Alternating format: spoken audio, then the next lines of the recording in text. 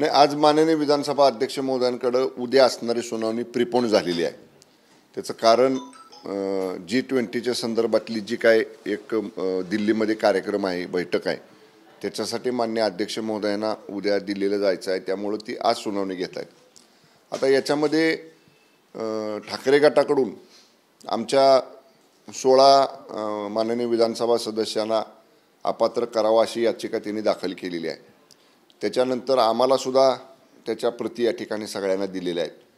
आमचं एवढंच म्हणणं आहे की माननीय अध्यक्ष महोदयांनी जे विधानसभेचे नियम आहेत त्या नियमाप्रमाणे प्रत्येकाला सुनावणी द्यावी, प्रत्येकाचं म्हणणं ऐकून घ्यावं, प्रत्येक माननीय विधानसभा आमदारांना जे पुरवणी रिटर्न आर्ग्युमेंट दाखल करायचं आहे ते पुरवणी रिटर्न आर्ग्युमेंट दाखल सुद्धा करायला परवानगी द्यावी।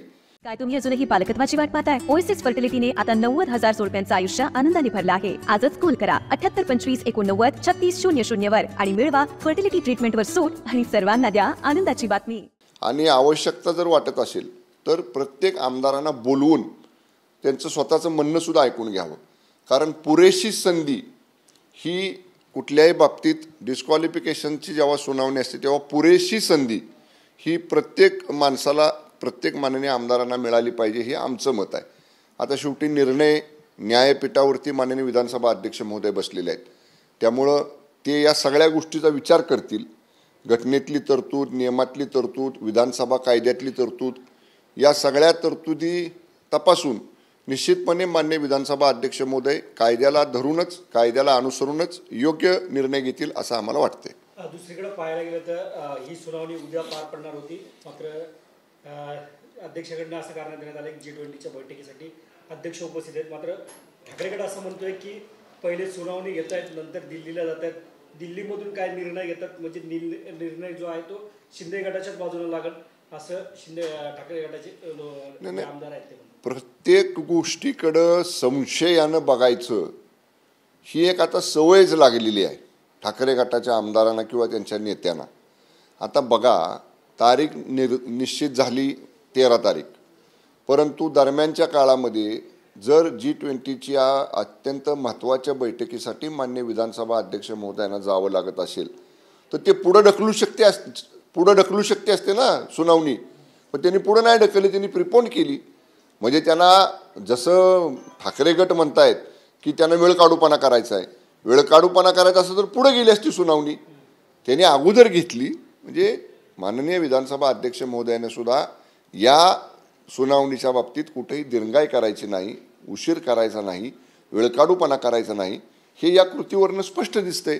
आणि मग आता हे समजा उद्या सुनावणी होती ती आज घेतली आणि आज आता सुनावणी घेऊन माननीय अध्यक्ष महोदय उद्याच्या बैठकीला जातील, ते बैठकीसाठी चालले, त्यांनी कारण स्पष्ट केले की कशासाठी जातोय, तरी म्हणायचं मग आता दिल्लीला जातील आणि दिल्लीवरनं आल्यानंतर निर्णय घेतील। आता दिल्लीला कुठल्या कारणासाठी जात आहेत हे सुद्धा बघितलं पाहिजे। म्हणून मी मगाशी म्हटलं तसं प्रत्येक गोष्टीकडे संशयाच्या नजरेनं बघणं हे आता ठाकरे गटाने सोडलं पाहिजे। घटनेवर, कायद्यावर, विधानसभेच्या नियमावर आणि त्याबरोबरच ज्या न्यायपीठावर माननीय विधानसभा अध्यक्ष महोदय बसलेले आहेत त्या न्यायपीठावरती गैरविश्वास दाखवणं योग्य नाही। न्यायपीठावर बसलेली व्यक्ती ही निश्चितपणे दोन्ही बाजू ऐकून न्यायच घेईल आणि सत्याचा विजय होईल, एवढंच आम्ही सांगतो। शिवसेना ठाकरे गटाचा मेळावा शिवाजी पार्कवर होईल या संदर्भात निश्चित झालेले आहे। मुंबई महानगरपालिकेने त्यांना परवानगी दिलेली आहे, तुम्ही देखील अर्ज केलेला होता, मात्र तुम्ही तो माघारी घेतला आणि त्यानंतर आता शिवाजी पार्कवरती ठाकरे गटाचा दसरा मेळावा होतो। होऊ दे ना। हे बघा, आम्ही तसं बघायला गेलं तर पहिला अर्ज आम्ही केला होता। आज शिवसेना अधिकृत माननीय शिंदे साहेबांच्या नेतृत्वाखालची आहे। शिवसेनेचा अधिकृत धनुष्यबाण हे चिन्ह नियमानं, कायद्यानं, घटनेनं जे अधिकार केंद्रीय निवडणूक आयोगाला दिलेले आहेत त्याप्रमाणे ते आम्हाला मिळालं आहे। पण तरीसुद्धा आम्ही अशा पद्धतीची कुठंतरी कुणाला तरी आडकाठी करण्याची भूमिका घेतली नाही। माननीय शिंदे साहेबांनी मोठं मन दाखवून की ठीक आहे, त्यांना घ्यायचं आहे त्यांना घेऊ द्या, आपण दुसरीकडे घेऊ।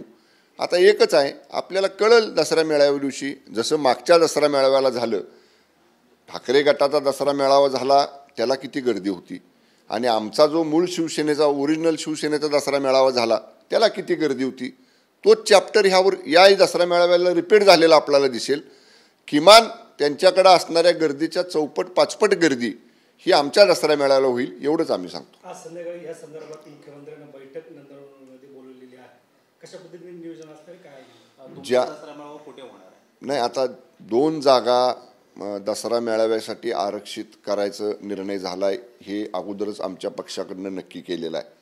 आणि तुम्ही बैठकीचं म्हणाल तर आम्ही गेल्या वेळी जसं नियोजन केलं होतं, गेल्या वेळी आम्ही चांगलं नियोजन केलं. सगळ्या पदाधिकाऱ्यांनी शिवसैनिकांनी उत्स्फूर्तपणे त्याच्यात भाग घेतला.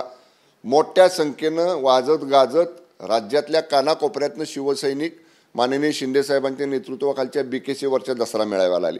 याही वेळी त्याच्यापेक्षा जास्त गर्दी जमेल आणि त्या दृष्टीनं सगळ्यांना नियोजन चांगलं करता यावं, तो व्यवस्थित दसरा मेळावा निर्विघ्न पार पडावा या दृष्टीनं आम्ही सगळेजण नियोजन करतोय. आणि काय नियोजन करतोय याच्यापेक्षा 24 तारखेला दसऱ्या दिवशी आपण बघाल दोन्ही बाजूच्या दसरा मेळाव्यामधला फरक. मागच्यापेक्षा अधिक गर्दी माननीय शिंदेसाहेबांच्या नेतृत्वाखाली होणाऱ्या दसरा मेळाव्यामध्ये आपल्याला बघायला मिळेल. राष्ट्रवादीचे नेते छगन भुजबळ यांनी काल केलेल्या एक गौप्यस्फोट केलेला आहे. सुप्रिया सुळेंना अध्यक्ष करून भाजपसोबत जाण्याचा विचार शरद पवारांचा होता, मात्र ऐनवेळी ते माघारी फिरले.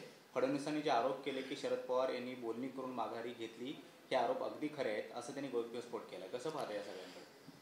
आता थोडंसं पाठीमागं गेलं पाहिजे. माननीय फडणवीस साहेबांनी मागंसुद्धा एक 5-6 महिने 4-5 महिन्यापूर्वी एका वाहिनीला दिलेल्या मुलाखतीत सांगितलं होतं की पहाटेच्या वेळेचा जो शपथविधी झाला ती चर्चा थेट पवारसाहेबांच्या बरोबर झाली होती आणि माननीय पवारसाहेबांच्या संमतीनंच त्यावेळी माननीय अजितदादांनी तो पहाटेचा शपथविधी केला होता. आज माननीय भुजबळ साहेब जे बोलत आहेत त्याला म्हणजे फडणवीस साहेबांनी केलेल्या वक्तव्याला पुष्टी मिळते आहे की त्यावेळी जे फडणवीस साहेबांनी वाहिन्यांना मुलाखत देताना सांगितलं ते सत्य आहे. तेच आज भुजबळ साहेब म्हणतात. आणि भुजबळ साहेब हे राष्ट्रवादीतले जे 3-4 प्रमुख नेते पवारसाहेबांच्या बरोबर निर्णय प्रक्रियेमध्ये असायचे त्यातले एक प्रमुख नेते माननीय भुजबळ साहेब आहेत. आणि त्यामुळं भुजबळ साहेबांनी काल स्पष्ट सांगितलं की मी त्या चर्चेमध्ये होतो, वेळोवेळी चर्चा झाली आणि हा निर्णय झाला की त्या पद्धतीनं भारतीय जनता पक्षाच्या सरकारमध्ये सहभागी व्हायचं. त्यामुळं माननीय उपमुख्यमंत्री फडणवीस साहेबांनी जे मुलाखतीमध्ये सांगितलं त्याला पुष्टी देण्याचं काम आणि ते खरं आहे, सत्य आहे हे सांगण्याचंच काम माननीय भुजबळ साहेबांच्या कालच्या मुलाखतीतनं स्पष्ट केलेलं आहे.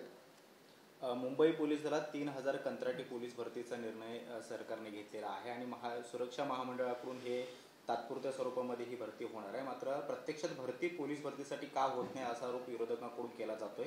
सगळीकडे कंत्राटी पद्धतीने भरती करायची असेल तर मग घाम गळून मेहनत करणाऱ्या भवितव्य काय असा प्रश्न उपस्थित केला जातो. थोडंसं विसंगती होती. मी सांगतो आपल्याला, अनेक जिल्ह्यांमधल्या पोलीस भरतीची प्रक्रिया सुरू आहे.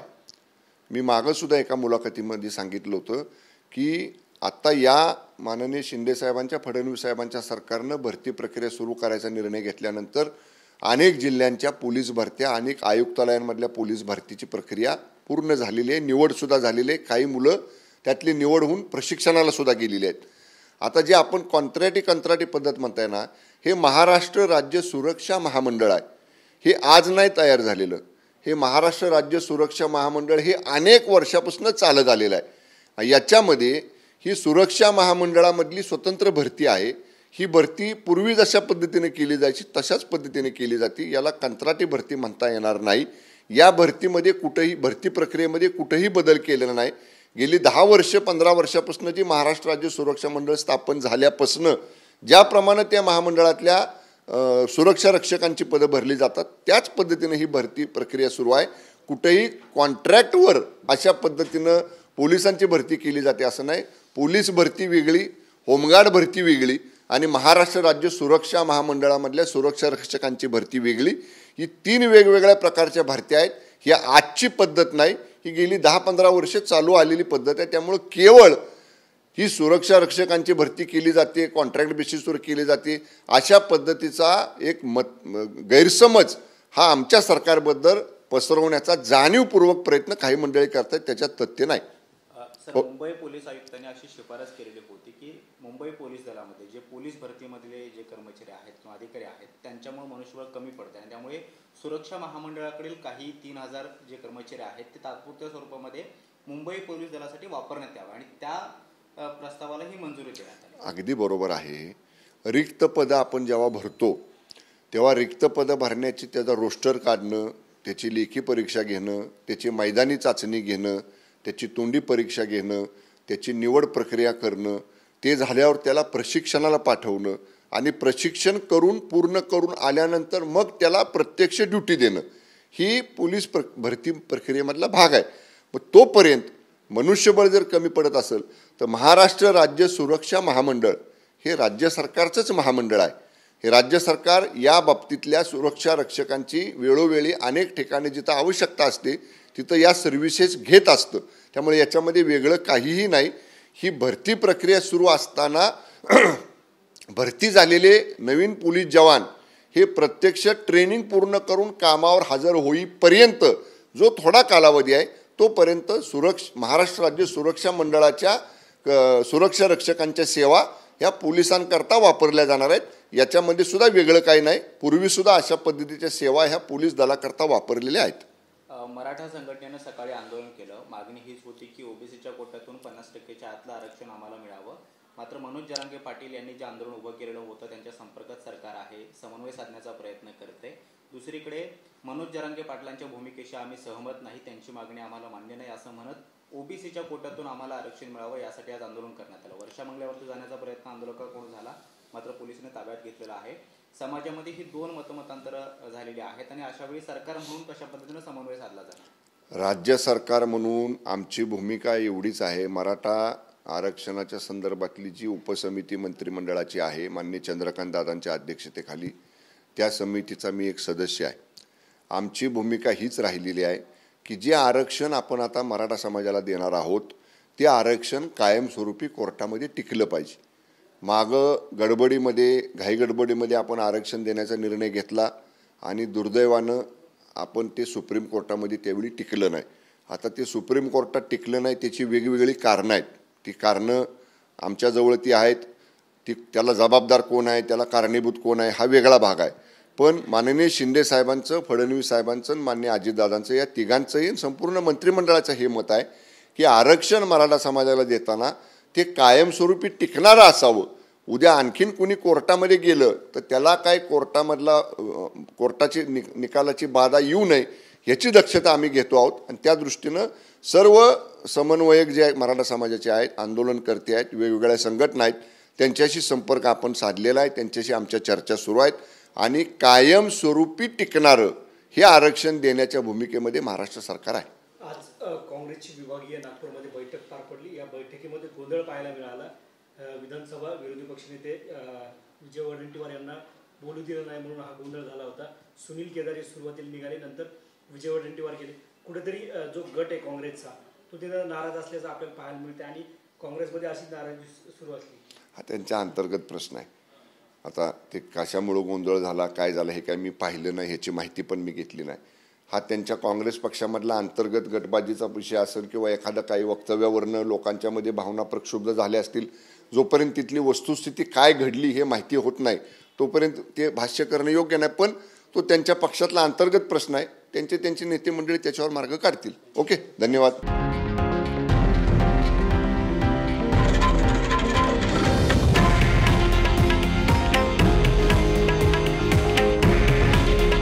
हे आहे देशातील नंबर 1 न्यूज नेटवर्क आणि आपण पाहत आहात TV9 मराठी. काळजी तुमची, हित महाराष्ट्राचं.